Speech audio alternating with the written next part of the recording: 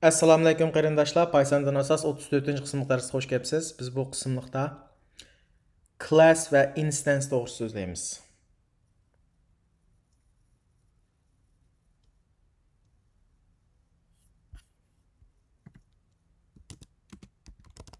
Class bilan instance. Endi buningga bir ta'bir berish to'g'ri keldi. Biz class ne endi? Men buni Uyg'urchaga tarjima qilmay bevosita o'z oldim. Class ne? Odatda bu Python obyekt yuzlangan program tili. Yani obyekt yuzlangan programmami bor bu Pythonning ichida. Xuddi Javaga o'xshash.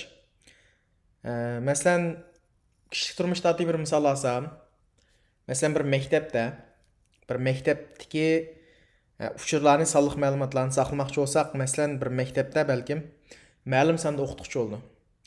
U o'qituvchininki ismi, yeshi, maoshi, jinsi qatorliq uchurlar bo'ldi. Eng oddiy misol ilyapman. Mush uchurlarni qanda? Mush uchurlarni maktabni bir class desak, bir maktabni. Amdash instance degani nima deganda, ichidagi har bir o'qituvchilarni hamda instance deb olsak bo'ldi. Cho'ng jihatini aytgan chog'da. Masalan,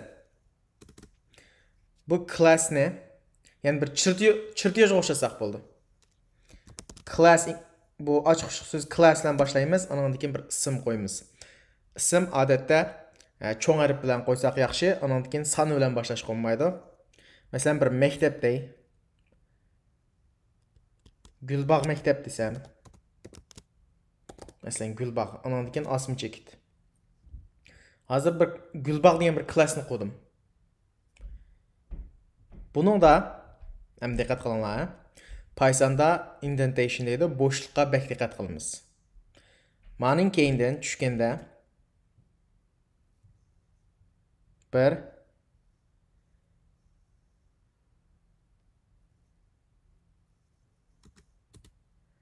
masalan muallim, bir muallim, undan keyin klassning ismi Gulbog'. Yani muallim bir nimaning ichidamish, Gulbog' klassining ichida deb tushunsangiz bo'ldi. Keyin mana bu endi constructor, yani bu to'g'risida keyin tafsil to'xtalamiz keyingi qismli darslarda. Hozir bir instance, ya'ni ma'lum bir paid, ma'lum bir qismi elementi deb tushunsangiz bo'ldi. Yoki siz Java o'rgangan bo'lsangiz, boshqa Javadagi program tilida buni object deb oladi. Object bilan instance ikkisi bir gap. Ya'ni obyekt. Masalan 3 muallim bor deylik.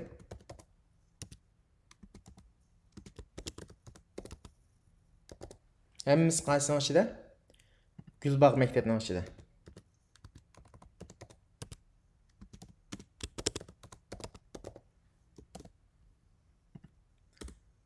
Endi bularni chaqirsam, masalan muallim birini chaqirsam, xatolik tashlab oldi. Indentation error dedi. Indentation degan bo'shliq qo'ymabsa dedi. Chunki ma'ning keyindan asli bu miyak kelish kerak. Mana mishak yasoq to'g'ri bo'ldi. Buyak yezish uchun qanda? Biz bu bo'shliqqa hozircha diqqat qilmay turay, ya'ni o'tkazib o'tay deyish uchun qanday qilamiz? Pass deb bir buni endi bir bayon deymiz. Bu yo'q bayon, ya'ni null statement deydi inglizcha. Bu pass degan o'zi nima? Pass null statement. Bu compiler, ya'ni bu ijro qilg'ich buni otlab o'tkazuvchi emas. Buni ijro qildi, lekin bu null bo'lg'achqa, hech nima bo'lmag'achqa hech qanday bir ijro bo'lmaydi. Endi yurgizsak, hozir main Gulbog' object dedi.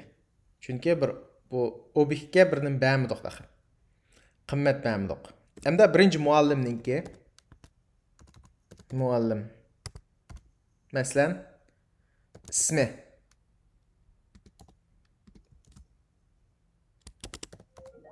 Gülnur bo'lsin. Onun yana qanda?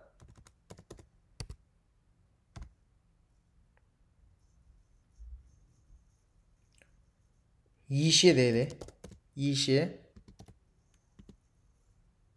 37.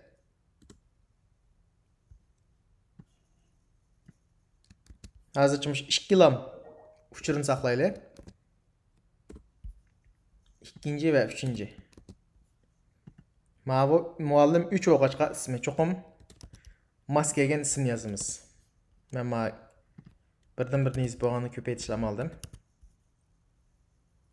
Maqta Mahmud 47 yosh, 43 day.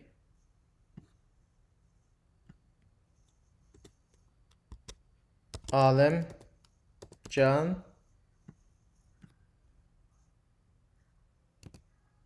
45. Endi biz buni qanday? Biz chiqarsak ismi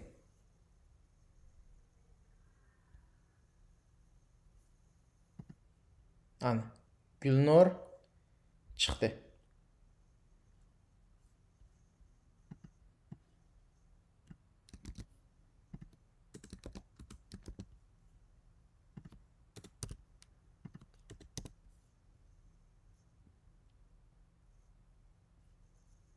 Qayta yurgizsa qanda Gülnur Alimjon Mahmud olab 3 yilning ismi chiqyapti.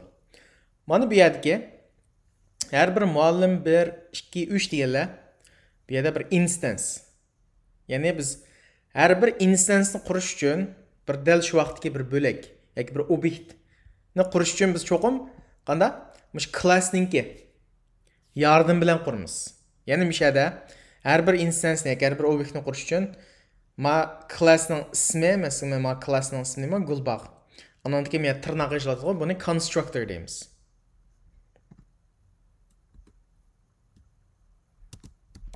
Qurg'uchi degan gap bu. Constructor. Ya'ni bu constructor yoki classninki yana bir narsa qanday deganda mushu tirnoq ya'ni constructor orqali biz instance quramiz. Instancelar bir instance'da qanday nurg'ulg'a uchurni ayrim-ayrim saqlab bo'ldi. Lekin bu instancening kamchiligi nima deganda bu instance cho'qim, instancening ismi o'zining doirasi bilan lam chaqiramiz. Class bilan qanday miyaga hozir ismi deb lam qo'ysam chiqamda, men o'chirib muallim 1 deganni o'chirasam chiqmaydi. Cho'qim instancening o'zidan bo'lish kerak. Endi class qanday bo'ldi degan chaqda. Masalan, classda men ma passni o'chirib o'tib ismday, ismiday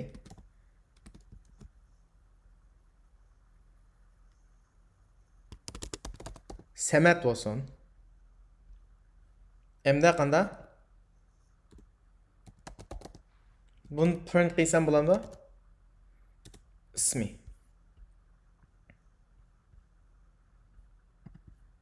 Samat chiqyapti. Endi bu yer nima desanglar? Mush muallim 1 2 3 deganlar bo'lib bir o'zgarguchi. Ishi ismi deganlar mana bu. Buni instance variable deymiz.